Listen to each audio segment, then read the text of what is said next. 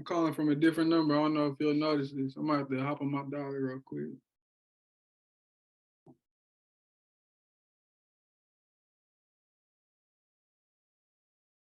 I'm sorry, the person you were. All right, let me send him a text real quick.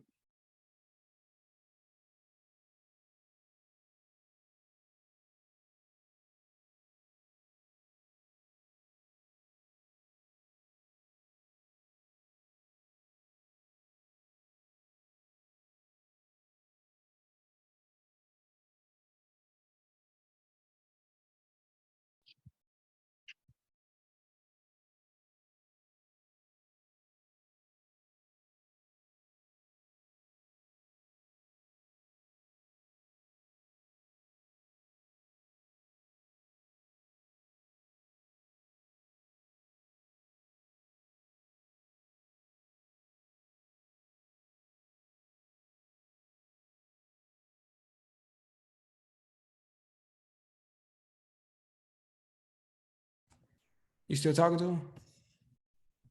No, I just sent him a text. He ain't Yeah, answering. that's another thing that I was gonna say, man, as far as like, just from my experience, like you could do the whole, like, let's do a practice call before, or at least when I tell my VAs, when they following up with the lead or when I'm following up with a lead, it's like, do minimum research, like preparation, do about, I always say about 30 to 60 seconds max. Yeah. All of that, he didn't even answer the phone. I know, right? So just that's what Grant Cardone is talking about. And when you get all the way through the 10X rule, you'll see, because like the first half actually starts off real slow. Like when he's talking, he's just explaining, like, I would feel like basic stuff that at least all of us in this group kind of already feel like, or know, as far as like, you got to be a go-getter. But then the second half of the book, he starts to talk about the mindset of just the real sharks, like the real deal, like you got the top 10%, and then out of the top 10%, you got the 1% of the 10%. Like those people think different. And he's talking about just doing it now, because it's a numbers game too.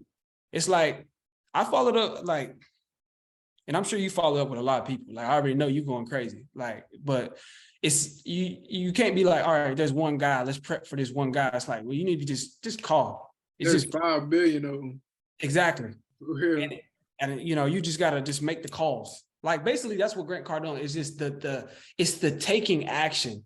It's not doing it perfectly or getting it right, or it's like a quantity over quality. And then the more you take the action, the more quality or the more quantity you accumulate, the more quality will come into the picture naturally. And so you can't just prep for it. You just gotta go. You gotta do it, man. You gotta do it. Hey, you read have you ever read the damn, what's that book? I literally just finished it. It's Never Split the Difference. Never Split the Difference. Yeah. Actually, I read that one a long time ago, man. I read that one. That's a good book. That's a great book. I really enjoyed that one. That's a hardcore like sales book. Also, another one, Grant Cardone, is Sell or Be Sold. And I like that book because he wrote that like back in 2008. That was a book. I think he actually wrote the 10X rule. That was another book that was kind of like burst out of that past economic crash that we had back in 2008. Yeah. And so he's going and he's, since like, I think last year he came out with the 10X Mentor, which was like a follow-up to the 10X rule that really goes deeper and explains a lot of stuff deeper. But he just basically gets in the mindset that you need. And I think it's important. I know y'all saw what's going on with like the bank crisis and stuff like that. Yeah. And so that may have an effect on our business. That may not have an effect on our business. We don't know. But ultimately, I think some sort of shift in our economy is coming. And you got to have that shark mentality, that top 1% or the top 10% mentality, because you can either get distracted or you're going to have to, if you want to survive, you're going to have to go all the way in, period. Yeah. And so those books help. What are some other books that you've read that you rock with? So I'm gonna be real honest with you. I've only read a handful of books. Like I just now got into my let me read books. Right. Because I was never a book reader. Now I just Right. listen to audio books when I go to the gym. So that's my thing. Like Monday through Friday, my first 2 hours are audio books. So I listened to Think and Grow Rich. I wasn't a big fan of that one. That's Yeah, that's a, that's a beautiful book, but I feel like it didn't teach It me didn't a hit lot. hard. because y'all got to understand, and bro, it's so crazy that you say that because I was thinking that same thing. Because our modern day Think and Grow Rich for us is probably like Rich Dad Poor Dad. That's for our generation. But you got to realize that Think and Grow Rich was written back like almost 100 years ago. So to Yeah. them, it was hot. Now, like all the stuff that's in that book, you've heard it because people have taken it, repeated it. So by the time we read it, because I felt the same way. I had the same sentiment. I was like, it's not really hitting like that. But I was like, that book came out a long time ago. And so, but when it first hit, it was like news. Now it's just like, you would think that he's just repeating stuff that everybody else is saying, but it's actually the other way around. And it's funny because my favorite part of that book doesn't even apply to me. My favorite part was that section where he's talking about how to market yourself for the job that you want, how to fill out your resume, and how to present yourself in a corporate world to get that job that you want. And I thought that was genius. Like if I was looking for a corporate job or to go into a corporate America where I wanted a certain job, that book shows and teaches you exactly how to do it, and it's the best that I've heard, hands down. It's just Well, not applicable to me because I'm right, not any of us. the world. Yeah, That's not what we're looking for. Well, it could apply though. It can still apply to this business because for the seller that you're trying to reach, or just in general for the business that you're trying to go in, you need to be that puzzle piece for that problem yeah, you're trying to solve. yeah. Hold on, man. Actually, my mom just showed up. So y'all continue on. I'll be here. You good, bro? Hey, bro. One good book that I'm reading right now is How to Win Friends and Influence People Oh, by Joe. Devin, look, What's up? hold on, Devin. Before you elaborate, so my college that I went to has a Dale Carnegie course. That's written by Dale Carnegie. That book is. We have a Dale Carnegie course, and I Okay. took it. Had a crazy injury. Took it again, and fell in love with it. And then I teacher aided for that same exact class the following semester, where they don't make you read the How to Win Friends and Influence People. They just suggest it. That book, bro, I promise you, you're like, I know you love that book because that book is phenomenal, bro. Yeah. It's just one thing I have a problem with the book, and it's really the beginning chapters of it about Yeah, how to don't criticize people when they do wrong. Like yeah, that part is so hard. Yeah, that's like the hardest part for me to digest and apply because it's just like for like the job that I work in, it's hard not to just go to someone and say, "Hey, you're doing this wrong. You need to fix it." Right. But I can understand his point of view of how, in order to influence people, you have to understand where that person is coming from, and you have yeah, to communicate to that person in a way that's going to influence him to do what it is that you want him or her to do. absolutely. Right. That's so hard for me to do right now, but I can definitely see the value in applying that. The So rule is the rule is don't criticize, condemn, or complain. right. And Right. so you work in FedEx. So when I Right. worked at UPS and I was a supervisor, as a Uh-huh. supervisor, you have to tell people who are under you if they're doing something wrong. So my Right. my favorite approach to it, and it obviously it depends on who you're talking to, because there's some people you can be like this with, and some people you can't. But like, say there was a real soft guy, and he didn't like being talked down on. I would just walk up to him and be like, man, when I started this job, I did the same exact thing. I Right. used to stack boxes like that, but now they taught me how to stack boxes like this and how that benefits us. So I'm basically correcting how he stacks boxes by Mm-hmm. poo-pooing on myself and showing him an example of myself getting corrected. So I wasn't like, oh, you need to correct it, you need to correct it. I was just saying that I did the same thing So this is Right. how they corrected it. So he naturally picked up on that. Right, right. And in essence, you're able to relate to that person at the end of the day. And by relating to that person, you're able to influence them in a way that's going to get whatever you need that person to get done. Yeah, And I could see how that's so powerful in our industry of real estate. Like, say, for example, you're talking to a seller, right? They want X amount for the house.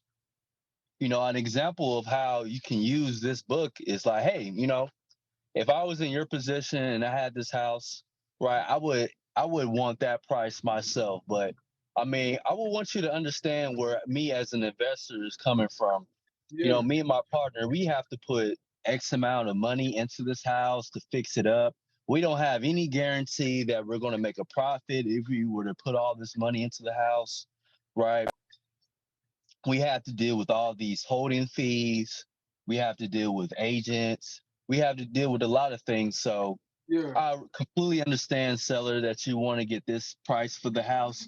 But in order for me to make this work, I would have to be at this price just so I can get yeah, it done.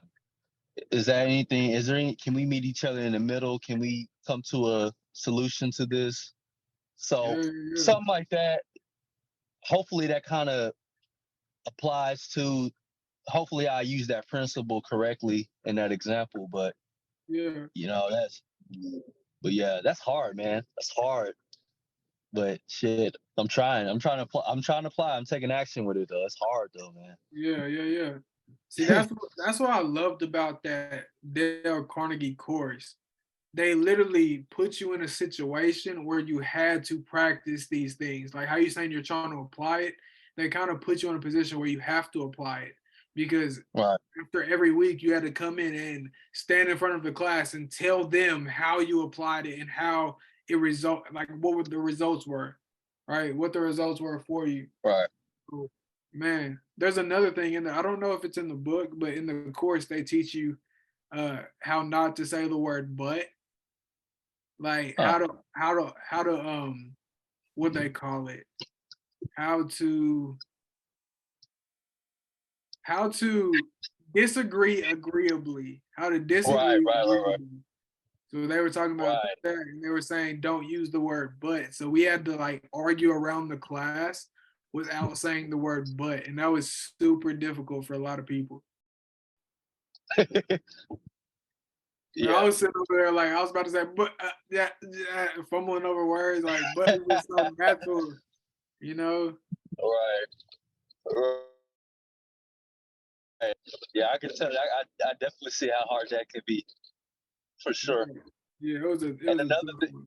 yeah, that book has so many gems, man. Like one particular part in the book that I really resonate with is the beginning part. I believe I don't think it was chapter one, but it was basically showing genuine interest in people.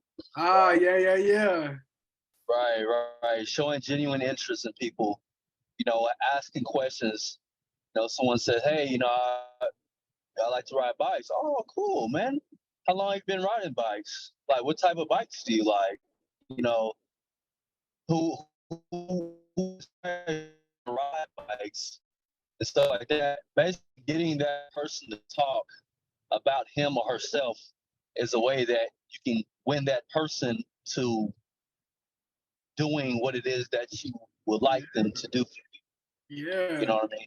That's a yeah, good way to build rapport with people. It breaks the ice with a lot of conversations with cold conversations with people. It breaks yeah. the ice to build that rapport with you, stuff like that. That So that is my number one way to build rapport is ask people questions about themselves. right, Nobody likes a person more who listens to them talk about themselves. right, No person right. like every person likes somebody being genuinely interested in what they have to say. So that's Mm-hmm. my number one rapport builder. I love asking people questions. Like I don't Right, ever talk about myself. You weren't here last week, right, but last week we were doing a cold call, and I think it was LT and Jimmy maybe. and Uh-huh. Jimmy was like LT would say something and he would agree by telling him like a story that he went through. And one of the things I told him, I'm like, hey Jimmy, like that seller really doesn't care what you've done or where you've been or how this has affected you. That seller's only worried about himself and the money that's coming in his pocket. So Right. agree with Right. him or shorten. If you're gonna, tell a short story about yourself, be like, yeah, I went through that same thing and leave it at that. You don't have to elaborate on it because Mhm. people don't care, right? Right. People just want to talk about themselves. Mhm. So understanding that is big time. Understanding that people are only interested in talking about themselves, and the So, people like us who are egging that conversation on, those people are gonna look at us like, man, that's a really good guy. I'll never forget. I was like 10 years old, and my dad told me yeah. this early on. He's like, look, people love talking about themselves. If you walk into a room and you sit down with a man and you ask him a bunch of questions about himself, that man is gonna walk away from the table being like, "Dang, I like that Devin kid. I like working with Devin." Mhm. When you didn't do anything but allow him to talk about himself, you know, Right. it's Right. that simple, bro. So that's a big leadership tool is being able to remove yourself Right. from the spotlight and asking other people about themselves because that's what they want to talk about. Right. And it creates a aura of humility on your part as well. Right. Yeah, It humbles you, and it puts you in a position where you're able to receive value from what other people have to say. Right. Because if you're the one that always talking, right, if you're the one that always has to be the smartest one, you're never yeah, going to receive the value or receive the blessing that that person has yeah, to give to you. So that's why it's so important to be able to, allow these people to talk, especially people that's more experienced than you in a particular field. You gotta let them talk. You yeah. know. So I think I'm gonna read that book. I never read How to Win Friends and Influence People. I just skimmed through it and we you just talked took about it the in class, okay. but So I've you say never you read it just took a myself. course. You Yeah, said you the took a Dale, oh, okay. yeah, the Dale Carnegie course. The author of that book, you can even look it up, like the Dale Carnegie course. The Uh-huh. college I went to, that course is mandatory for all business students, and it's the only college in the United States that makes that course mandatory. Mm, So, um, okay. I honestly think every college and every person who ever goes to college should mandatory take that course. That Right. is one of the most beneficial courses that I have ever taken in college, hands down. And Right. Right. I'm an extrovert, right? So talking in front of people is easy. But I Hmm. watched people who are complete introverts Yeah, over like the me. course of over the course of Yeah. 10 weeks completely Uh-huh. turn their speaking power around because every week you're in front of the class. So you grow a bond with that class and you get comfortable with them as you learn these tricks and these tools. So you take a complete Uh-huh. introvert at the first, Right. class where they had to get up and speak versus them getting up and speak on the 10th class. It's like a night and day difference. This class literally changes people, bro. Right. Right. That's awesome, man. That's awesome. I'm gonna definitely look into that course, man. 'Cause like I said, I'm reading the book right now, but I mean, any other type of material and resources from Dale Carnegie, man. Anything else I can get my hands on, I'm gonna get at it for sure. Yeah, yeah, So I'm yeah. gonna definitely look into that course for Yeah, sure, for sure. So one of my boys, he's an extreme introvert, and I told him like, hey, in a couple years, I'm gonna take that course with you. I'll pay for it. I'll take you, and me and you will do this course. It's uh like, I mean, you could bang it out in the course of, a month. But it's just I uh think it's so beneficial, bro. Like there's 12 1 hour sections, and it's awesome. I can't say enough good things about it. oh, wow, wow. Okay, awesome, man. Awesome. Yeah, man. Another book I'm listening to right now. I'm kind of like you, bro. Like at one point I was reading a lot of books, but Yeah, like ever since I got into the business, I've been so focused on just take the action, like just learn yeah, as you go. And I feel like that's really my learning style, man. Is learning as I go, like actually doing it.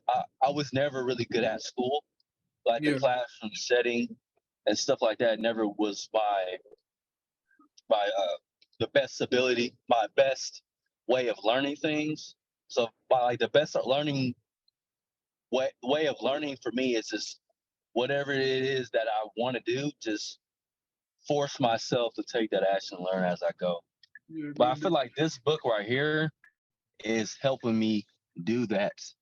And it's called Goals by Brian Tracy. What is the you went out? What is it called again? Goals by Brian Tracy. Okay. Yeah, and so right now, one of the main things that I'm learning about that book is you got to have, you got to know what your core values are, right? It's Yeah, important in order to be able to create goals for yourself. You got to know what your values are, and you got to know what your vision is, right? What is your vision for your future? Like, why do you want to do wholesaling? You know, why do you want to do real estate? What is the big picture of doing those things, yeah, right? Is it to be able to travel the world? Is it to be able to live on your own by your own means?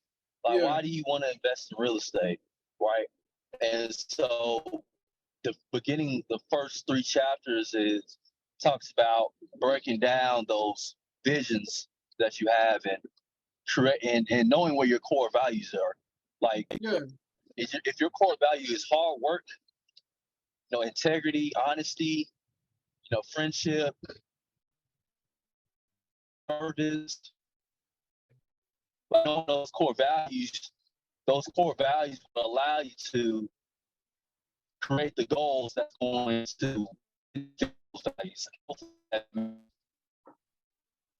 So, in order to make sense about what I'm saying, your core values have to match, the goals have to match your core values, basically. yeah.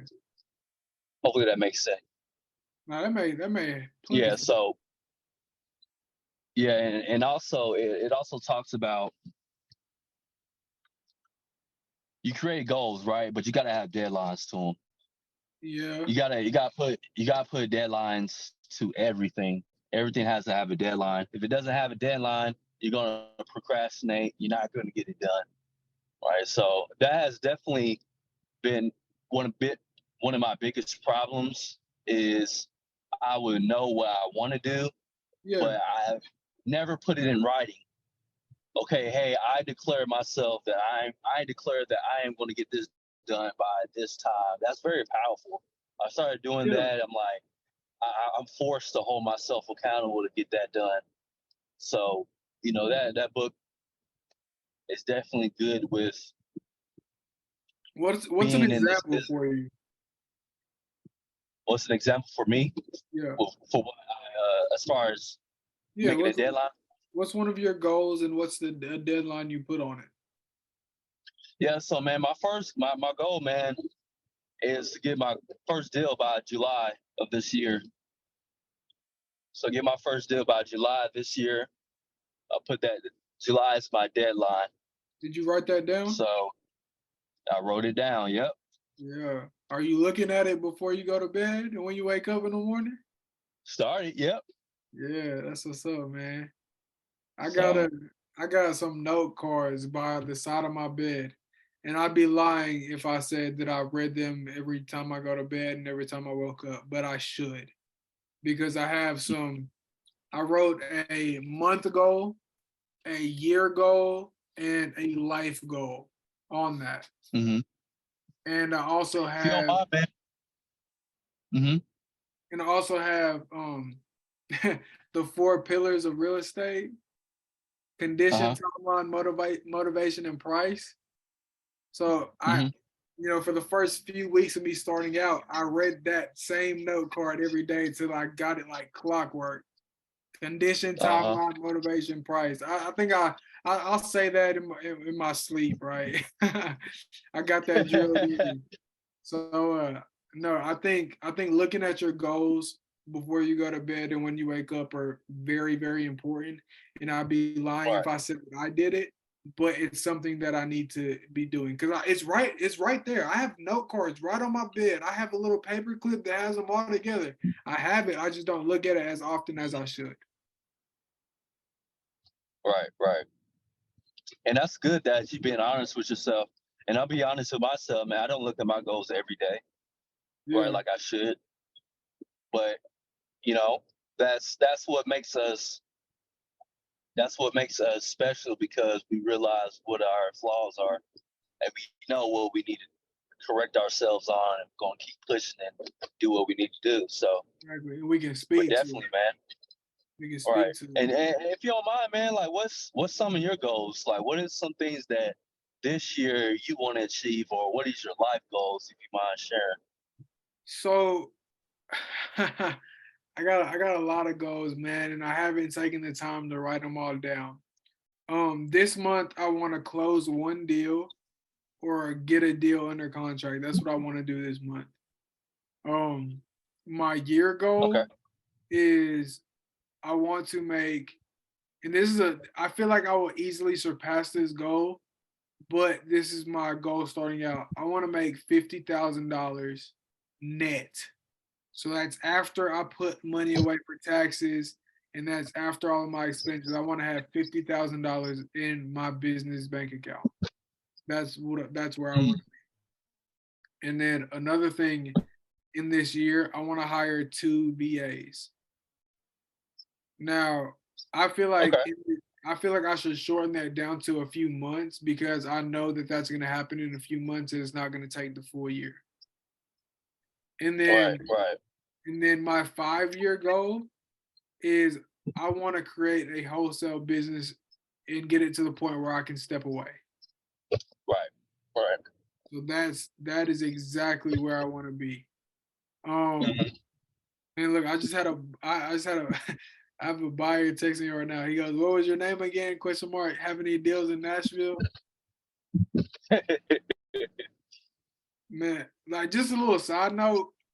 All these people I saved in my phone, man, I am so glad I did that because I have in all of the markets that I am looking to wholesale in, I know I have at least one cash buyer that I can contact and be like, hey, what would you pay for this? If it comes down to that.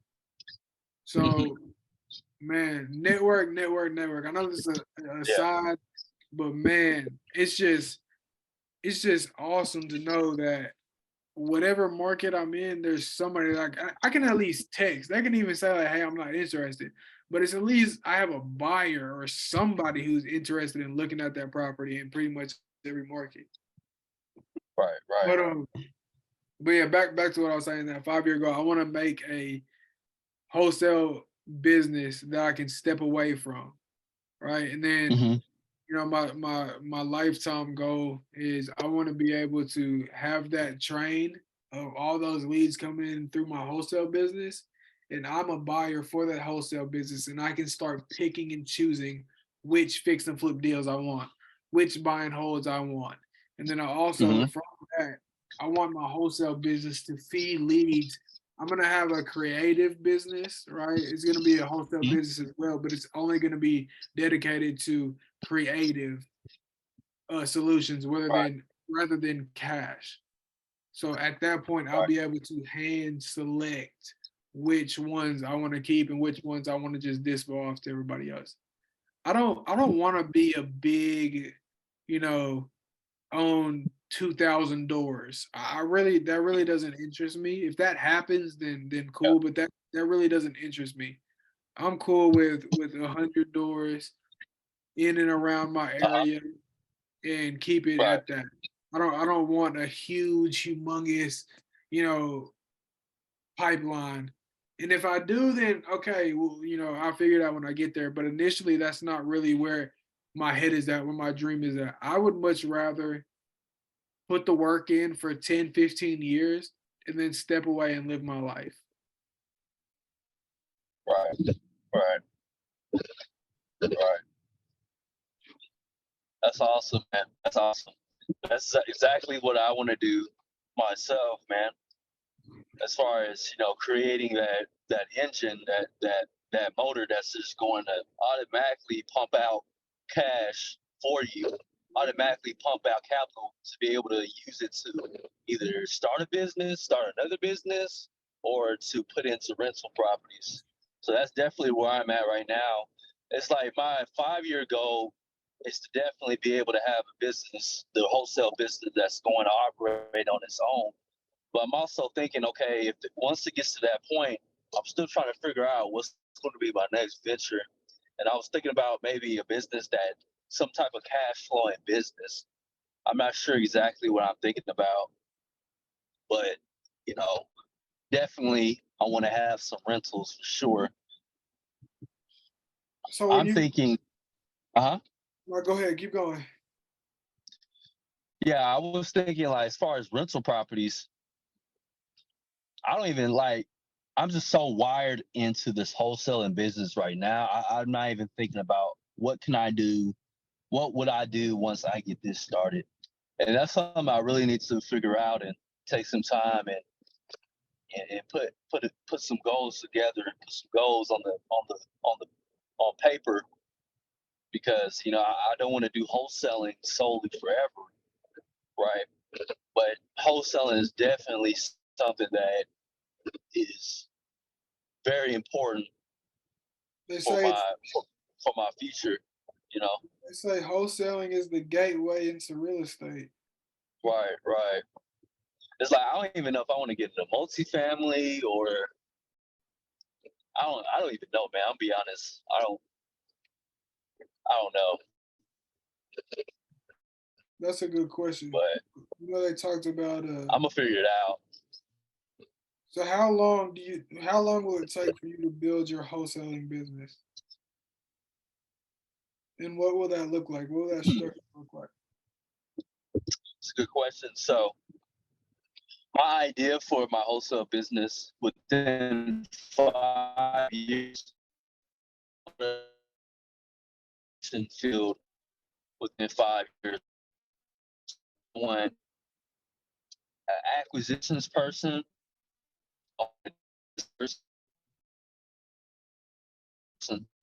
So I learned this from Pace Morby. He said that none of his acquisitions people are in the U.S. Like he completely outsourced his acquisitions people. Reason he did that is because he didn't want his acquisitions people to. He didn't want his acquisitions people to start, leaving the company and start doing their own deals. Right. Yeah, So I yeah. thought that was a good idea. Yeah, I thought that was a good idea. So I definitely want to have an acquisitions manager overseas. I want to have my dispo team. I want to have cold callers doing the calls for me. I also want to have a driving for dollars team as well, because that's where a lot of my leads from is driving for dollars. So I want to have all those positions filled within 5 years. Within how many years? And ideally, 5 years max. I would say this: people 5 want my business. Man, you breaking up, man. I can't hear nothing you saying. Hello? You was breaking up, bro. I ain't hear Can nothing you you hear me saying. now? You didn't hear anything? Hell no.